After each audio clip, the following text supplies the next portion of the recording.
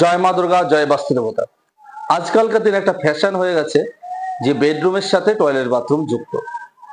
এই toilet bathroom যদি আপনার করতেই হয়, তবে আপনার বেডরুম থেকে উত্তর পশ্চিম কোণ মানে বায়ু কোণ, এই কোণে আপনাকে টয়লেট বাথরুম করা উচিত। যদি সেটি না করে আপনি অন্যত্র করেন, তবে সেটা আপনার জন্য ক্ষতিকারক এবং নেগেটিভ ফল দেবে।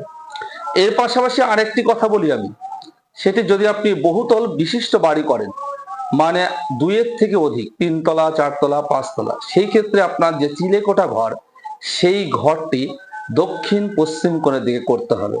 দ্বিতীয়ত, সেই ঘরের ছাদটি অবশ্যই আপনাকে ঢাল বিশিষ্ট করতে হবে, কারণ তাতে যেন জল না জমে এবং সূর্যের রশ্মিটা যেন সরাসরি ওর উপরে না পড়ে।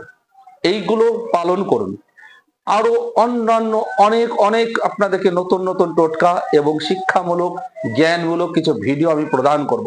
আপনারা জুড়ে থাকুন, ভীষণ কাজে লাগবে। জয় মা দুর্গা, জয় বাস্তু দেবতা।